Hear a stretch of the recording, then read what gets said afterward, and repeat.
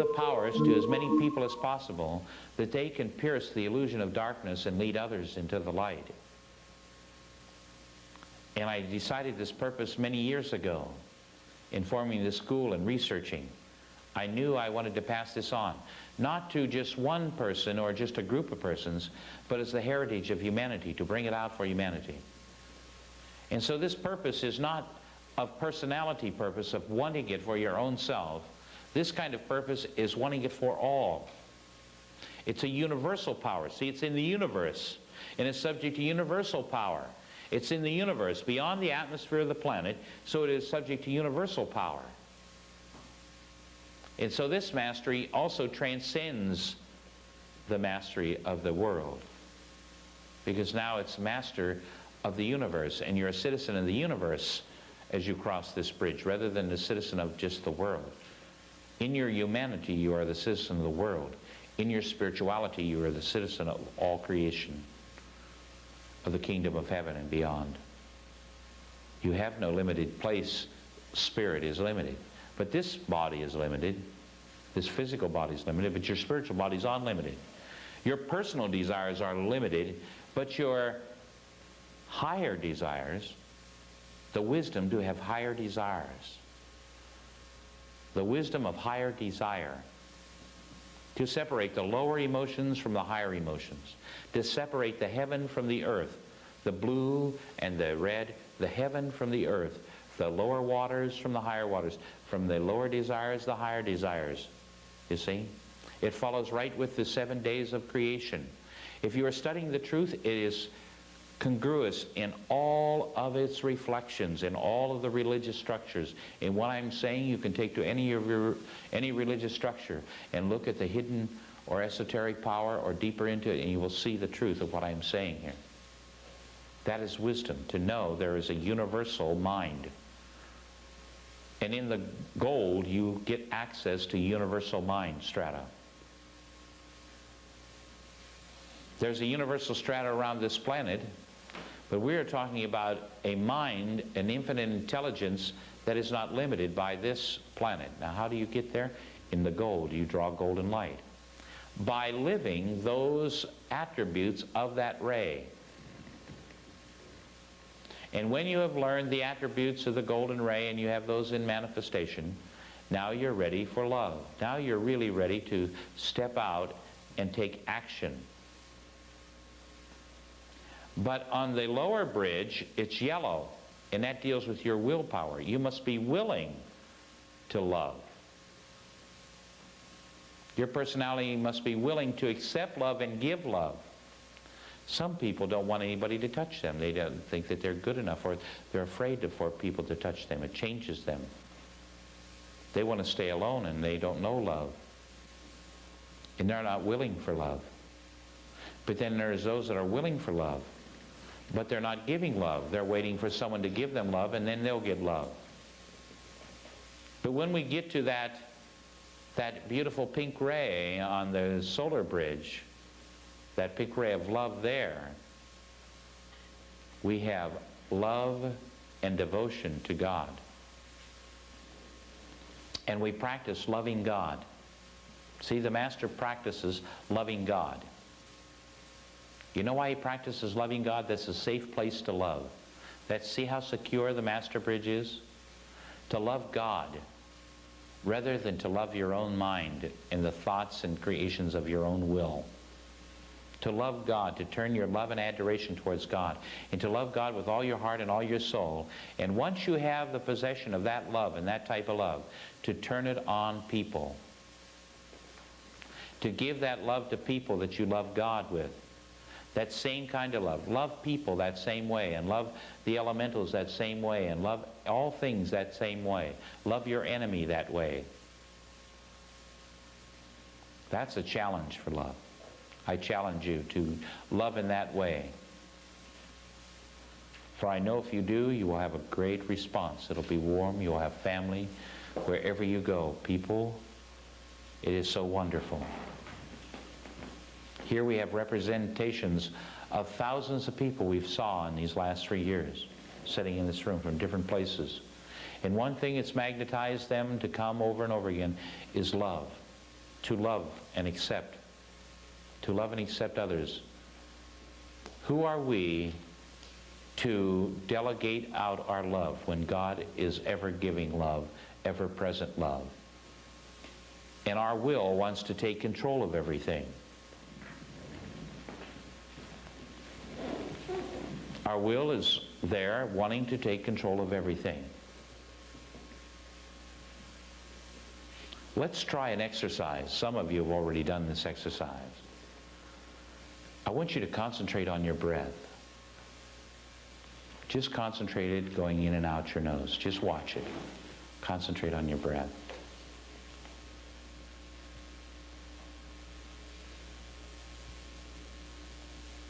Now, are you watching your breath, or did you take it over?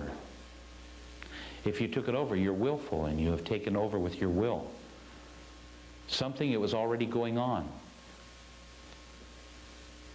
And that shows how assertive and how subtle the will is. As soon as it pays attention to something, it wants to take over. Even your own breath, which is always going on. But if you were just watching it, now you are walking the Master's path already. But if you have taken over that breath and haven't just observed that breath, the first movement, your first impression, is always to grasp on, to hold on and take control. That's the will. And the will do that every time. It wants to grasp on and take control. Love is letting go. Love is letting go and letting it flow. Love is giving. The will is always taking. It wants to hold and take and grab. But love is letting go. It wants to let go. It wants to flow outward. And love isn't love until you give it away. Give it away. You can't sit there with love by yourself. God's omnipotent love, omnipresent love, omniscient love, love in the threefold flame is expanding. And it has no limitation, and it loves everything and everyone, seen and unseen.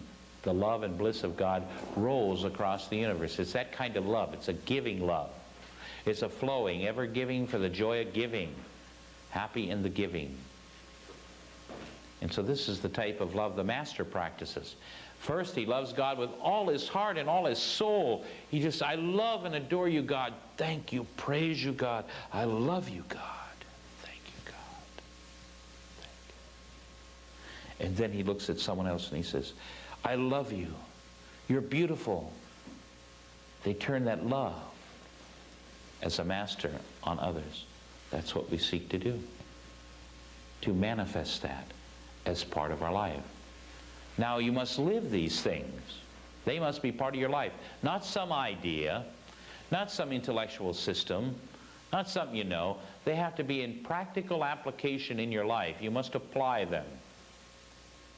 You must adapt these principles into action. Otherwise, they are pie in the sky. They're off there someplace else. They're not here present. And only by living it will you know it. And your will has a choice. You are choosing constantly with the will. It wants to choose this and choose that and choose this. So it has a choice. It isn't something, this love isn't forced on you and on your personality. It's a free choice to take that love. To walk that path of wisdom and of truth and of love. It's the choice of you as an individual. You've been given that choice, and it's up to you. You must say, okay, you can't sit back and watch it go by and say, well, I don't know, maybe, I'm not sure. It's simple choice. Yes.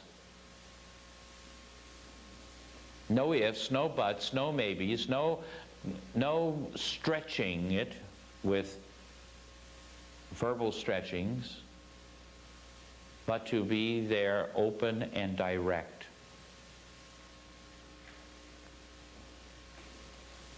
Reverent submission, earnest inquiry, service. Love is service. Love is service to God, service to humanity. Love is serving. And the greater love, the greater the servant. No other greater love had God than he gave us Christ, and he was no greater servant than Christ, for he was love manifest. He lived it. He lived it. He didn't talk about it. It wasn't some idea that they discussed in the university and then they said, maybe someday man might get this. No, he said, let's put this into action now. As soon as he heard about it, let's do it. That kind of enthusiastic. Let's get the Father's work out. God created this love. Let's tell everybody about it. Isn't it wonderful that we can have love? We don't have to have fear. We don't have to have death. We don't have to have suffering. We can have love, that kind of love. And with willingness, an open mind to let the love come through. Your mind must be open to love and acceptance. Maybe your mind has been conditioned not to love. Maybe a parent has conditioned your mind. Maybe a society has conditioned your mind. Maybe a teacher has conditioned your mind. Someone might have conditioned your mind against love. We had a woman that came to our training, and she went through the whole 9-month training. In every class, she wore the same pants and the same shirt, and she had the same hairdo, a wig on. And she came every week. Remember her? Remember her? The last week, she let her hair down and put on a dress. And she had love. Every time we do an exercise, I love you, you love me exercise, where we would sit across from one another and one person say, I love you, and the other person say, I love you, and you'd say that back and forth. She would begin to cry and shake. From the time she was about 5 years old until she left home, her father was an alcoholic. And he would get drunk. And he would come home. And he would be angry. And he would hit her and hurt her. And then he would hold her close and say, I love you. I love you. He'd hold her close while this poor little child is crying and say, I love you, after hitting her. What an example of love. And so when somebody said, I love you, that hurt. In her subconscious mind, in her heart, she was conditioned to hurt when someone says, I love you. And I think she was in her late 30s. And she had this, she couldn't have a relationship with a man because of what this father had done to her, had injured her emotional body. Well, when she came in that last class, she let her hair down and she had changed her whole appearance. I almost didn't recognize her. And then I heard, several months later, she met a man. And within a year, she was married, and happily married, and that was the dream of her life, is to have a husband and to live that and to feel love. And here was someone that loved and accepted her, and she did things that we told her to do in the class. We said, be the kind of mate you want your mate to be. Love the way you want loved. Give the way you want that love to flow back to you. Be that kind of love. It created a magnetic circle, and she met the perfect mate for her. After all those years of hurting, after all those years of crying and loneliness, this soul was freed. This soul that had the bondage was freed. Because she took the suggestion of eternal love rather than the transitory love, and the willful love that selects and says, I'll love you if you do this for me, or I'll love you if you do that, and if you don't, I'm not going to love you anymore. What a willful manipulation of God's eternal love to put that on another human being. To say you would withhold the life from them. For as blood is life to this body, love is life to the spirit. As the blood gives life to your physical body, love gives life to your spirit. It carries the warmth, The blood carries the warmth. The love carries the warmth. It courses through the veins of your spirit, that love, and it must be given away, given away, given away. Every opportunity that you can. It's warm. And you notice this is a pink ray. Pink is innocence. It's an innocent love. God's love is an innocent, like a little child loving. Like the little boy or the little girl that runs up and just hugs and feels that hugging and holding that. It's an innocent hug. It's not, I want to make love to you physically in that hug. I want to take over your emotions and make you feel this way or that way in that kind of love. I want to have power over your mind or your will or feel superior to you in my mind kind of love. Not one that demands certain things of an environmental consciousness. Well, you have to have this or that around before there's love. Not that kind. Not some abstraction of love, but the true reality of the innocence of love. No contriving. No perversion. An innocent awareness as a child has awareness of love. That's the kind of love that God gives to everyone. It's unconditioned. The child will love it. Say, go hug Grandpa. Goes, oh, Grandpa. Give your brother a hug. Oh, give your sister a hug. Yuck. It's innocent, isn't it? It still loves, doesn't it? That innocent loving as a child. And so that master learns that kind of love, an innocent love, that accepts everybody. Even when they're hurt, they still accept. It almost breaks your heart sometimes. You scold a child and then afterwards you felt so heavy and the child is loving you again. That's where the parents really hurt. When they discipline their children and they may be heavy on the child, and then a little bit later the child's coming and hugging them and give them a little kiss. You think, gee, I was so mean to this kid. Yes.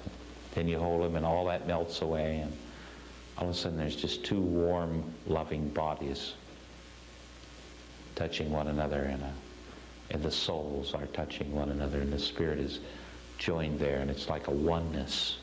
That's that innocent kind of love that God has. It's a oneness, a oneness, a oneness. That warmth of touching and being close and caressing kind of love. You know, when you hurt yourself and your mother held you close and patted you on the head, and that kind of love. Maybe you didn't have that kind of love. Maybe you have someone to give you a hit on the head, you know. And you need to find that kind of love. I had some that give me the other kind of love. Hey, a little foot or a little kid, go in there, kid. And you hear Grandma say, don't hit him on the head. She wanted to protect my spirit, you see, and my spiritual powers. So they didn't want to beat me around on the head, you see. That'll jar your brain, cause you to get attention stuck in some area, the brain. So it's that kind of love. So first you have that truth, and you separate the heaven and the earth, and you see the body is the body and heaven is heaven, and your spirit is freed and is not bound by the body.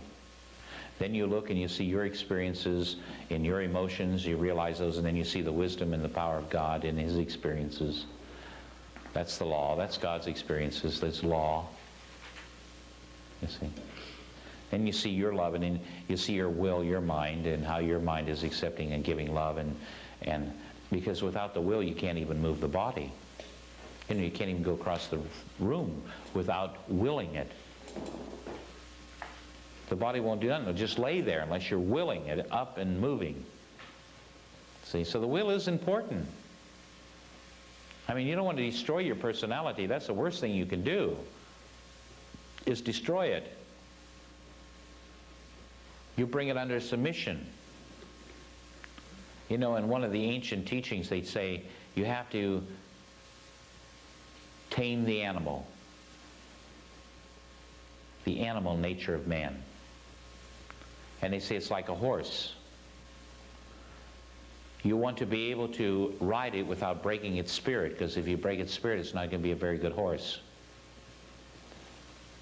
So you want to be able to control your personality without depressing it, without breaking its spirit. You want to release its spirit upwards. So you don't want to ground it out and nullify it. You don't want to take it from the red to the black. War and death. Alice. And so that means you must love yourself and respect yourself too. That's part of that ray. Just as you love and adore God, you must love and adore yourself, because you're God experiencing. And so that beautiful rose color begins to come within the filament of the mind, and you are then thinking of love. Once you have found the truth, and once you've found the wisdom, and now you're able to live the love, give that love, now you're really starting to the depth of the heart of the Master's path. And the heart of the Master's path is purity. And to keep that purity, on earth you have green, balance. Poison, balance, and self-control in the green. Poison, balance, self-control. Master of your psychic powers, master of your soul. You've heard me sing it over and over again. And on the earth you have that power. And you keep that power on earth so that you can stay pure. And the white flame of purity also has resurrection and ascension in it. Everything that's in your environment, every dead atom is raised and balanced. All old habit patterns, all old thoughts are raised and balanced, purified. The body is purified, the emotions is purified, the mind is purified, the heart is pure. Oh, create in me a pure heart, O my God, and renew the tranquil conscience within my soul, O my hope. We hear the prayers and we say the prayers. They lead us to this purity, this perfection, this resurrection. The resurrection is when the spirit lifts the body from death, from its appearance as death. It's an appearance as death, because there is no such thing as death. That is part of the illusion in the transitory world. The truth is there is only life. It's God's life. There is only one life. It's God's life. And death is the illusion. It's the transition from one plane to another in the transitory outer experience. It is not a heavenly experience. In the purity of resurrecting those dead atoms, you bring them back to life. They're covered with something. That's why they get impure. They get something diluted with something.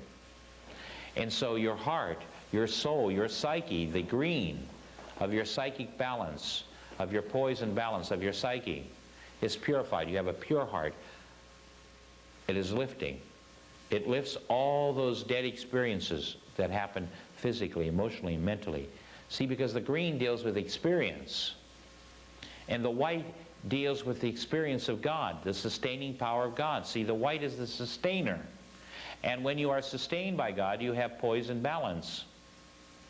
It is the sustaining power of God that white flame sustains and gives of itself to all the other rays. It's a giver. It merges with all the other rays. And if you look at the green gives us the power to merge. And so now we merge our soul with the ensouling powers of God, the sustaining powers of God, and we're lifted and we're raised. You see how one bridge is controlling over the other? As above, so below. And so the Master's bridge controls the bridge of personality and of the planet and the experiences of the planet. And you're getting this poise, this balance, and self-control. You take that. And with this sensitivity of merging, you have all of the powers of your soul endowed with the purity of yourself as a child of God. And in your heart you know you came from God.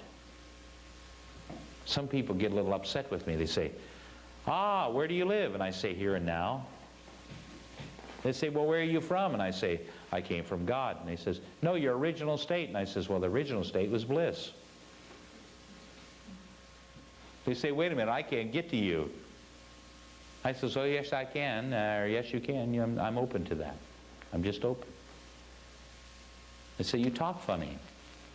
You see, people don't talk that way. They don't recognize and talk from their God-conscious state. They talk from their personality. Oh, I was born at such and such a time on planet Earth in a physical body. They're talking about the time they came into the physical body. They're not talking about being born.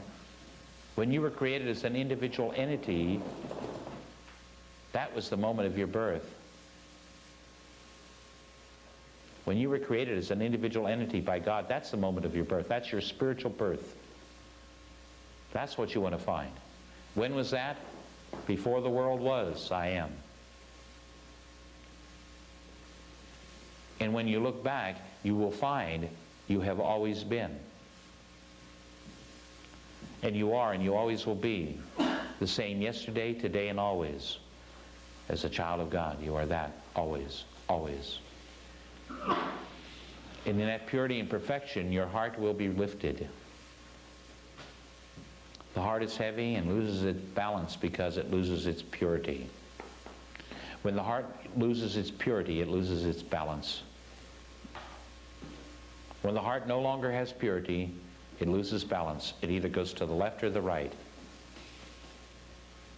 It can be diluted by being extremed in one way or the other. It's having that balance, meaning centered.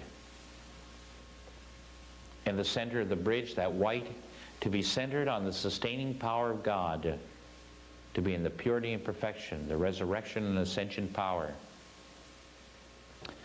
that will resurrect the dead flow of your finances, that will resurrect the dead flow of your love, will resurrect the dead flows of your relationships by bringing you a pure, clear, balanced experience.